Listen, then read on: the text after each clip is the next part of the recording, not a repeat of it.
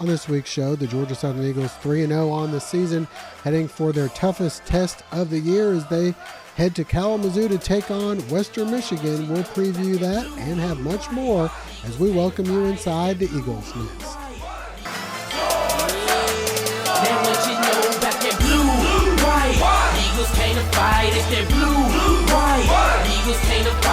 And welcome inside the Eagles Nest. I'm your host, Josh Aubrey, being joined by Mike Anthony, sports editor and Georgia Southern beat writer for the Statesboro Herald. And Mike, Georgia Southern coming off the 23-21 win. They're 3-0 on the season. We did this right after the game. We mentioned how you can't be any better than 3-0, yet it just seemed like something was a little bit off, missing, not quite hitting on all cylinders, but it says a lot that you can give up over 100 yards in penalties, maybe not play the best game and still be 3-0 and come out with another conference win right now. We both had some time to reevaluate and think about it. Your thoughts, first of all, on the ULM game from Saturday? Well, you mentioned the penalty yardage, a couple more miscues and a turnover in a key spot where they could have maybe blown the game open, instead makes the game close down to the wire. But I think that it just goes to speak for the amount of talent on this Georgia Southern team. This is the same team, for the most part, that ran over a lot of opponents last year. However, it's also the same team that forgot to show up in a couple of games. So maybe this is more of, I don't want to say normal. You know that the potential's there for explosive plays, for better point totals. But I think that they just need to regroup. You've heard Coach Summers talk about it for a couple of weeks now, cleaning things up, getting things a little more crisp. I think that when things come together, it might just take one. In baseball, they have the saying that hitting is contagious. Well, Georgia Southern, on offense especially, has a bunch of home run hitters. I think all you're going to need to see is one of those plays where a guy's being tripped up by a shoestring when he could have had a big game. One of those plays breaks. I think you're going to see a few more start to break, and this offense hits its stride. Well, we had a chance to talk with head coach Tyson Summers, and he went over some of the issues and maybe some of the things that they need to fix and the ways they're going about it this week in practice. Before we get to the preview for Western Michigan, first we had a chance to talk to him about this past week. Again, it comes back to everything we've been saying, which is penalties. If you go through with the penalties, if you go through with the two bad snaps that are both inside the 5-yard line, if you take those things out of there, you know, if you hit Malik on the shot early, that should be 7, it becomes a different ballgame. Those are the things that are frustrating. Those are things that we got to get fixed, and that's certainly what we tried to address the last couple mornings and tried to make sure that we've gotten cleaned up. But again, until we start playing with a little bit better mindset with penalties and being able to realize, you know, what they're doing to us, how they're affecting us, and what they're creating, like I said the other day, until we get that cleaned up, until we decide to do that and play more like a disciplined team on Saturdays, they'll continue to give us a hard time. Right now, we should have been in a situation where 2 weeks in a row where we should have played a lot better and should have played a lot better if we put ourselves in better situations. Is there anything in particular with the penalties, maybe the false starts and some of those that you can address? Yeah, I think a lot of them is you know, probably me more than anything else. I've certainly, since I've been here, tried to create a style or a brand of play where we're trying to be aggressive in everything that we do, certainly the way we practice, and certainly trying to make sure that as we go through it that we're trying to get after people. And when you look up and you've got guys that are jumping off sides, that are doing things like that on both sides of the ball, when you got guys that are, whether you agree with the calls or not, when you get guys that have a late hit, a personal foul, things like that, you know, I do think that we're trying to play aggressive, but we've got to be able to be aggressive and smart at the same time, and that's not what we're able to do right now. All right, so the way things sit right now, Georgia Southern's 3-0. It's the best they could be at this point in the season, as we 2-0 in conference. That's right. Even more importantly, 2-0 in the Sun Belt. But the realization is there are tougher games ahead. In fact, most of them are going to be a lot tougher than the first few games of the season, and it begins this Saturday as they hit the road for Kalamazoo, Michigan. Get ready to return that battle with Western Michigan last year. Of course, the Broncos come down. Been a lot of talk about how good they were. I believe they were even favored in that game, or it was at least pretty close. And the final score was very lopsided, 43-17. 43-17. So Georgia Southern really put it on them. They then reeled off quite a few wins and ended up tied for first in the MAC. Of course, we're familiar with the MAC. We played a couple teams and beat both of them pretty handedly if you look at the scoreboard, as we beat Bowling Green in the GoDaddy Bowl. So Georgia Southern going up to Kalamazoo, where Western Michigan, from the odds makers right now, is about a 7-point favorite. Surprise you at all that Georgia Southern's going up to battle this team, and they're, I wouldn't say significant underdogs, but underdogs? Well, you always get a little bit of a benefit of a doubt playing at home. Waldo Stadium, a tough place for opponents to play. So I've heard this will be the Eagles' first trip, but this is also a very different Western Michigan team than what the Eagles saw last year. A lot of guys returning, so many of the same faces, but as you noted, last year that game against Georgia Southern must have done something to light a fire under the Broncos.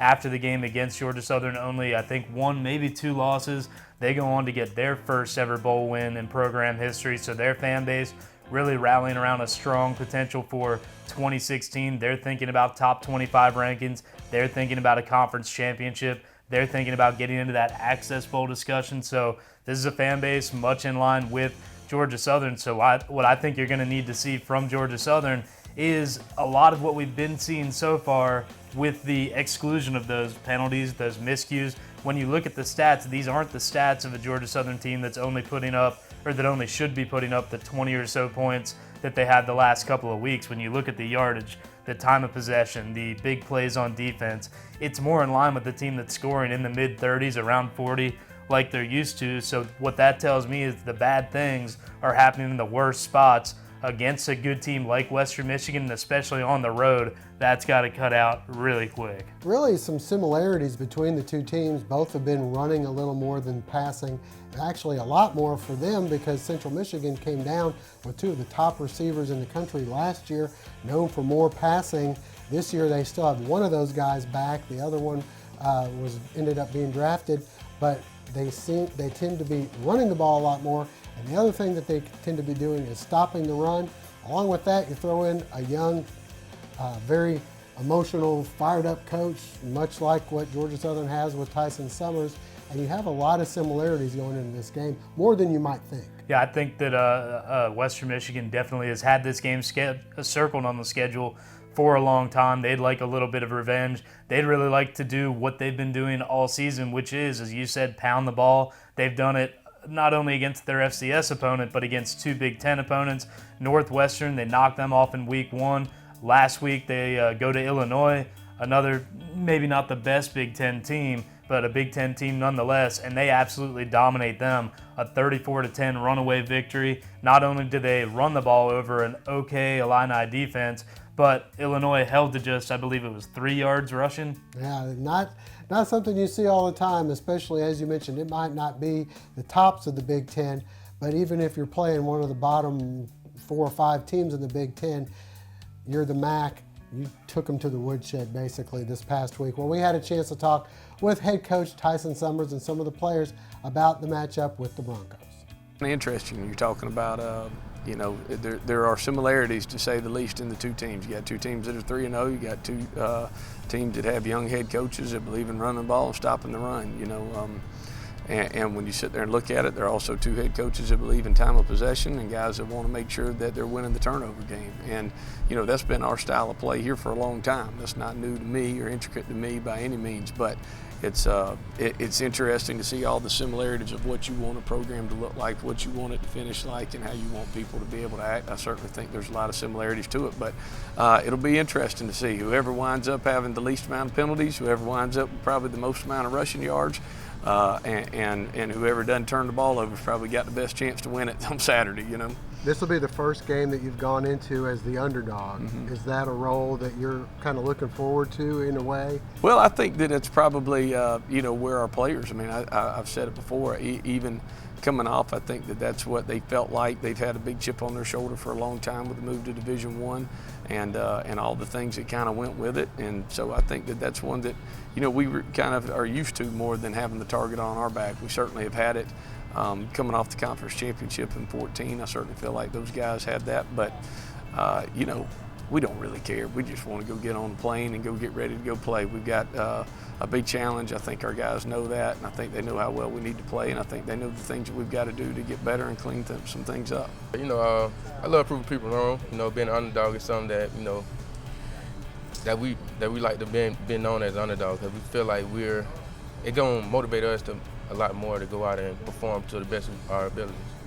You saw these guys last year. What do you expect this time around? I expect them to come out. You know, they're a great football team this year, and they got a lot of threats on the offensive side, and I feel like they're going to come out and try to get it going early. So they know what they're expecting now, and we also know what to expect. So, you know, this week we just try to lock in, stay focused, and prepare to the best of our abilities. We got a big game this week. It's the most important game right now of the season for us, because it's the next game.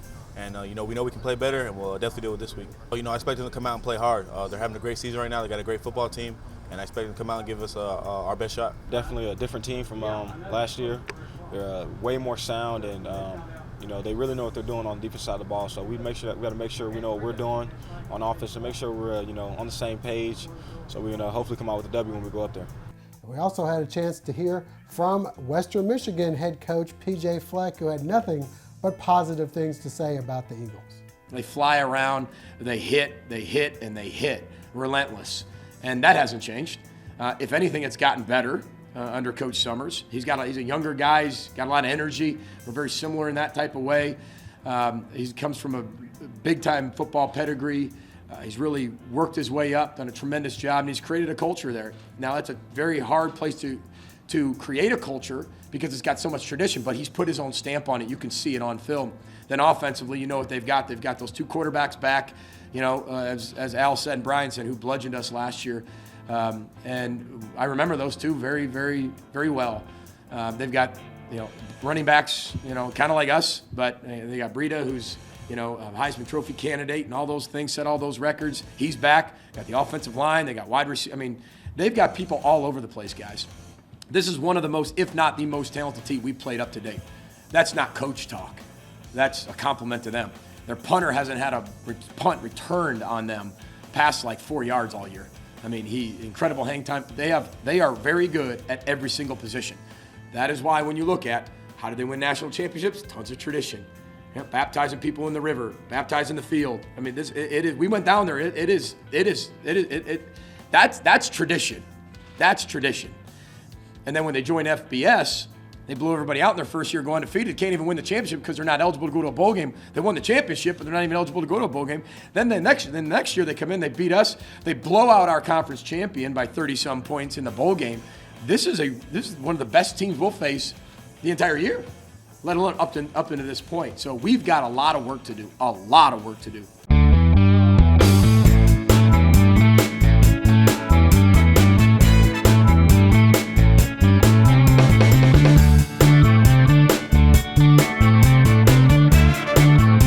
Hey, Miss Thompson, everything's fine. It's going to be no problem. I'll have you done in a few minutes. My name is Paisley Nordhoff, part owner of Complete Car Care, and I want you to come see me.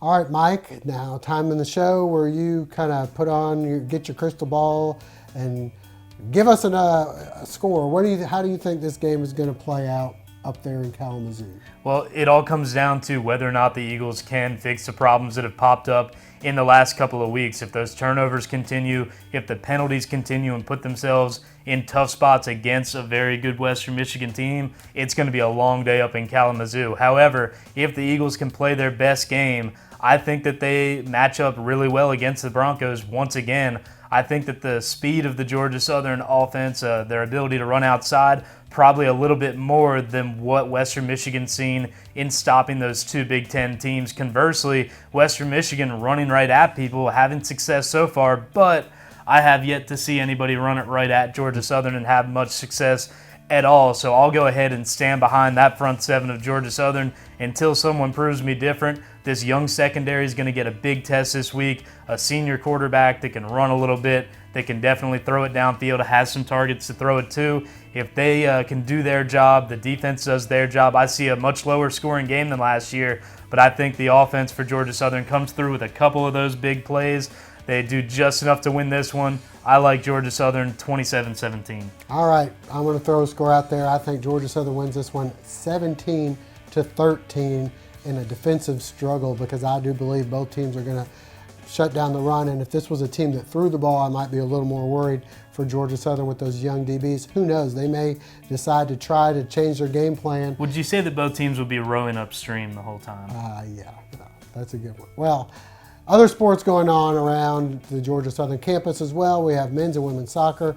We have a little bit of golf, and we have volleyball all still going on. Mike, give us your update on how the other sports are doing right now. Well, men's soccer finally about to come home after so many games on the road. They stand at 3-5-1 right now, a very competitive 3-5-1 though, going up against Duke on the road earlier this week, an ACC school. That's about as good as you're going to get in the collegiate soccer game.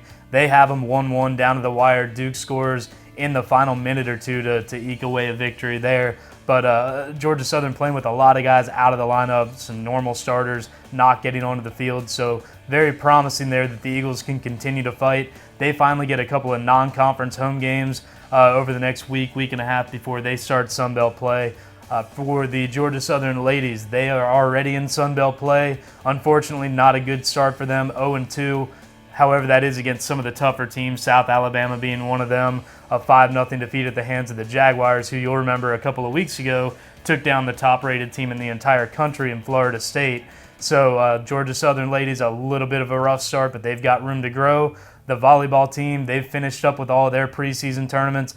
They get Sun Belt play started off this week with a road trip out to Louisiana, taking on Monroe on Friday, then turning right back around the next day and playing UL Lafayette. All right, so a busy week ahead for some of the other sports, and hopefully they can get on track as everybody starts getting into Sun Belt play. Well, that'll wrap things up for now. For Mike Anthony, I'm Josh Aubrey. Thanks for joining us. Hope to see you again next week.